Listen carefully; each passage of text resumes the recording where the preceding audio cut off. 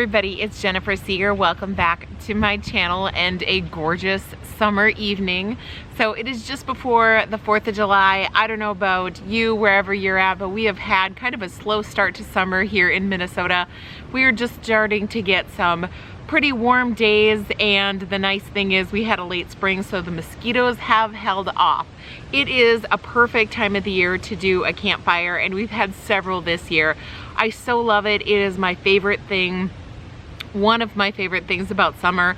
I will even go so far as to say one of the reasons that we bought this house is because we have a gorgeous backyard and we love to do campfires, and we finally have space for it. So we have been pretty excited. Today's video is really quick. We did some filming from a campfire that we had a few nights ago, and I just wanted to share it with you, kind of my quote-unquote recipe for the perfect summer campfire. So I hope you enjoy. So we have this little bar area in our basement, which is perfect for easy access. We have a little Bluetooth speaker if we just want to listen to some music. Tonight we are going to do an outdoor movie, which I am psyched about. So 3 different kinds of marshmallows are necessary for our s'more kit. We have just the regular size, some Jet Puff that are square, and then my favorite are these Campfire giant roasters. These are huge and you can roast them multiple times. One marshmallow is seriously enough to get me through the entire evening, and they're hard to eat with s'mores. I'm not gonna lie, not gonna sugarcoat it. But then we have a little basket of chocolates. I like to buy some of the Ghirardelli. We are running low here because we've already had several campfires this year.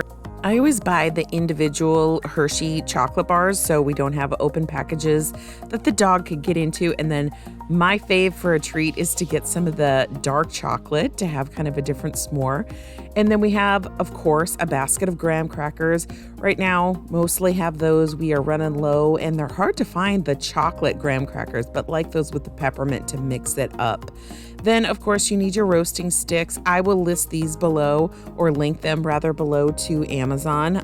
That's where I picked them up. They are telescopic roasting sticks, and I think it's a pack of 10 that comes in here. Really handy just to fit in the bag and keep those on the side of the tray.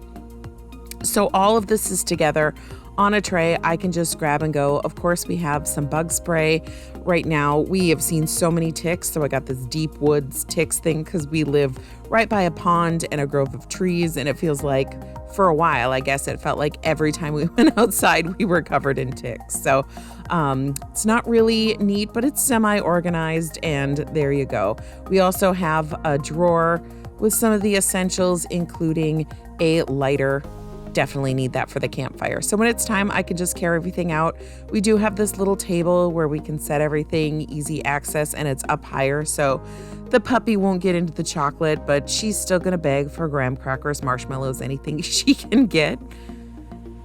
Now it is time to think fire, and I actually make my own fire starter. There are lots of different things you can use. This is just free and easy to get rid of our scraps. So we save all of our toilet paper rolls, and I save dryer lint. I kind of throw it all into this big bin on top of our dryer, and then when it's time for a fire, I just stuff the lint in there and we are ready to go.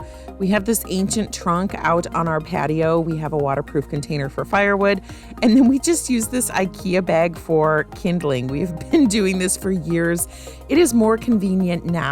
Out by this pond in the back of our house, us and all of our neighbors end up throwing branches. I think it's actually owned by the park, and the park does too. This is close on our property, but all along the banks of the river, people are throwing branches. So we just go and gather some of those, break them down into smaller sizes, and it's easy to have the IKEA bag so we can just tote it back up to the fire.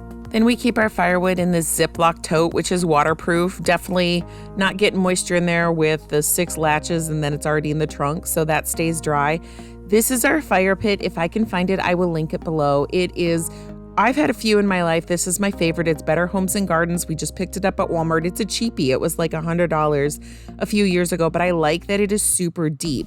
So to build our fire, we're going to lay down a lot of different branches, small branches that are going to burn quickly for kindling. And then the trick to a fire is get a lot of kindling, get your fire starters tucked in there or your tinder that are going to go up, light the kindling, and then once you have your logs in place, which are like the fuel for your fire, the kindling is going to create enough heat to get those logs going, because you're not going to be able to just burn a log. It takes a lot of heat to get those big boys going. So we kind of build this teepee style, and by the time the logs get going, they'll fall over. So fire is ready to go. It is still not quite dark enough out, but we're getting the movie projector set up. We project this onto our garage once we can get this fire going. And to do that, we just look in here. I see a pine cone snuck in, but we're just gonna find our tinder, those toilet paper rolls with the lint, kind of got to hit them from the edge and they start burning pretty slowly. We do one kind of on each side. I'd say 2 to 3 gets a fire going pretty good for us. And then that kindling really takes off, and it is that heat going up into the logs that's going to get the logs burning eventually. So I will say, as a disclaimer, of course, make sure that it is not windy. We were doing this, there was a little bit of wind. You can see those embers flying. Don't use smaller items like leaves and things that can float up and out if you're not using a screen. And you can see eventually our logs fell over. But we were, our grass was wet that we were nearby, and we were mostly on concrete. So even though it's a little windy and there are a couple embers flying out, it was a safe night to have a fire and get those marshmallows toasting. I was really, really psyched for this. This was, when we were filming this, our second bonfire of the year. So really getting into it. The other thing I was going to mention about these roasters is that you can turn them kind of like a rotisserie marshmallow over the campfire. So again, I will definitely link those below. And the marshmallows, oh, the giant roasters, they're so ooey gooey yummy. And look at that, you guys, you can pull it out. I have a gooey s'more and I still have a marshmallow left over. I can really literally only eat one in the course of a campfire, but they are absolutely delicious. So of course, maybe not of course, maybe you don't know about me that Twister is like one of my favorite bad movies of all time. Sorry, I gotta say it. It's a cheesy movie. I love to watch it. I love to make fun of it, kind of tease a little bit. Some of the lines are just crazy corny, but every year I need to watch this movie. It doesn't feel like summer if I don't get that in. And our last movie we did outdoors was The Sandlot. That's Nate's movie for making sure he gets in every summer. So I'm working on my second marshmallow. The fire is dying down. Now at this point, if we wanted to add more logs and keep it going, we could, but it was actually a pretty warm night. And once we were done roasting our marshmallows, we were okay to just finish up our movie without having the fire going. So we were just gonna let it die out. But the movie projector, I will link below. It works really great on our garage, and you can see some of the siding, so maybe someday we'll update to a movie screen, but overall the picture and the sound has been really great, and it was just a perfect summer evening. So that was our campfire night. I hope you enjoyed watching it. I'd love to hear from you. What are some things that you do? Have you done outdoor movies, projectors? What works for you? Other games, things that you enjoy doing in the summer? Leave me a comment below.